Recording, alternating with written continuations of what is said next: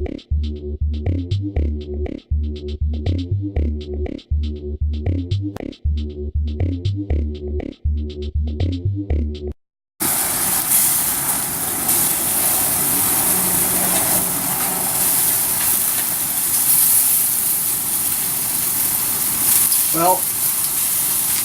welcome to another exciting episode of Roughneck RC.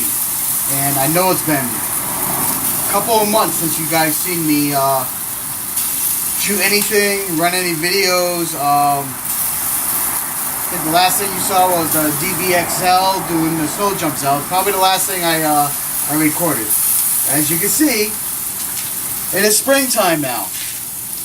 And it's time to come out and play and knock some of the dust off of my RCs. But first, I gotta finish cooking this chicken.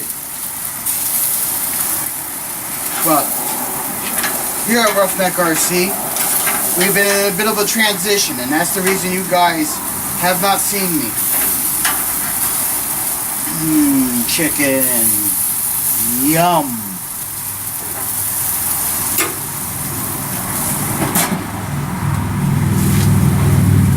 The transition I'm talking about is more of the things that are going on in my personal life.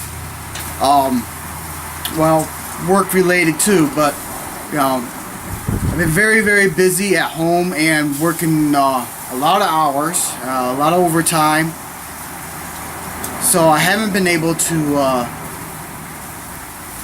shoot any videos or do any work on any of the RCs for the last probably couple months. I also have going on, which makes it harder for me to do anything, is that my Jeep, that some of you might be aware of and some of you might not, I have a 1975 CJ5, is in the middle of getting restoration work done. And that it's being redone because the frame was pretty shot, so that has set me back a whole lot as far as financially. You know, I'm not doing the work myself. I'm having someone do it, so the vehicle, I don't have time to do it. The vehicle's at the shop and it's in a million pieces, so that's taken up quite a bit of my finances for shooting RCs and doing RCs. Plus my time and my hectic schedule, so between all that stuff, I haven't been able to bring you guys the RCing that you guys love, or do much of anything but go to work and come home and do the same thing over and over again. But it's springtime, and can't keep us at Roughneck RC down, so we're going to start breaking out the RCs very shortly. Once again, I'm sorry about such a long delay in seeing any footage of anything going on. But let me show you my collection. I have never done a collection video before. I don't generally do them, but I'll show you very quickly how many RCs I have, and we'll do a quick walk around and we'll see where that goes. Alright.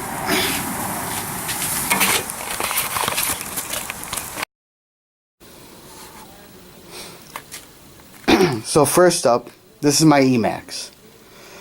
You all seen hopefully some of the videos of Emax, and this year, this spring, I hope to get her out and show you this new suspension and how it works. This body is fiberglass.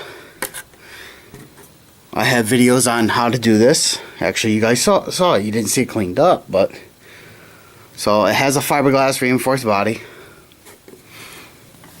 These springs on these shocks, these are all from a hardware store that I cut down to make fit. There's a video on me doing that. Those are the only modifications I have done so far to my Emax. We're hoping to do a lot of customization to this and make it bulletproof, but we'll see. Like I said, once my Jeep is completely done and I see where I stand financially, then maybe I can get back to doing some more custom rigs. Until then, there's just going to be a lot of bashing footage, a lot of off-roading, maybe some racing footage, things like that. Things I already have. That's my Emax. And there's the Lossy. Now, you guys all are aware of the motor upgrade. It's a 30cc high performance motor, and that is the only upgrade I have done to this. I do have a high performance air filter on order and a high performance exhaust system on order. Both are on back order. They have not come in yet. I'm not sure when they'll come in. They've been on order for a couple months. But this is my primary vehicle. This is what I'll be driving 90% of the time this season. I love this thing the way it's set up now. It's flawless in my eyes. You can always use more power, but it has a great power band. Everything about it now is to my liking. I have, well, but the price tag cost me $2,000 to have her where she's sitting now. So, and onward to the dungeon we go. Let's start at one end of the room and work our way all the way around. Here's Goliath. This is a custom build I did. Cost me in the neighborhood of $2,300. Said and done. Has a sound unit, has 2 battery packs. There's a lot of videos on things I've done to this. So if you're interested in this rig, look up Goliath 6x6 on my channel, and you'll see her. And there she sits, waiting to be unearthed and taken back out for good thrashing. Up here, this is my Clodzilla. You guys haven't seen much of her. She's been hibernating for quite a while now. I shot maybe a couple of videos, but this year you will probably see her again, just not right at the moment. But this is my Clodzilla. This is I used a maximum destruction body because I really liked it. And over here, this is my custom Wraith. It has 4-wheel steering, 4-wheel drive, VXL motor, brushless system, lights on and off switch. Once again, you guys haven't seen much of this rig. This rig has a few issues that I didn't like after I built it, and I need to do some modifications to make things more suitable, and I've never gotten around to it. So there she sits. You all know the Lossy 5T, and right next to it is the HPI 5B.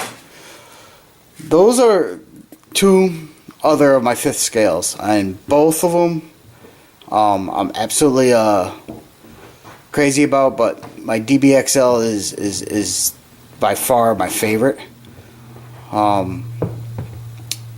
These both will probably get some video time this spring. Not too sure on the 5T, but I know the HPI 5B will definitely be getting out there and maybe entering into a few races and getting some footage. Next to the 5B is the Summit. The Summit is, well, my all-terrain vehicle. It goes through anything and does everything. It's by Traxxas. And there's plenty of footage of me doing things with the Summit. And underneath this fiberglass body, it's really dirty. It needs to be cleaned up. This is my Slash 4x4. Basically, when I got back into RCs, that was the first one I got to. My very first RC was a Golden Arrow, and that wasn't a real RC. My very first real RC was a Tamiya Blackfoot back in the late 80s, early 90s. Some of you might know about those, and some of you might not. But as you can see, that is pretty much my whole entire collection as of the way it sits now. Now, I used to have a few others, but I've given a couple to my cousin and some friends and things. they're not as fortunate as me to have so many RCs. So I look out for my friends. On the back wall, the X01 is in that box. I bought it off eBay. It doesn't have a controller. It doesn't have a motor. I never gotten around to getting that stuff. I don't know if I'm going to keep the X01. It's not really my style. I don't like road cars. I like off-roading stuff. So I'm pretty sure I'm going to end up selling that one. Probably fairly cheap since it's missing those units and it took a huge price drop. And I have a a DX4S in that box that I was planning on putting into something, but I haven't gotten around to doing that neither. Being busy sometimes sucks. But here's my collection. You know,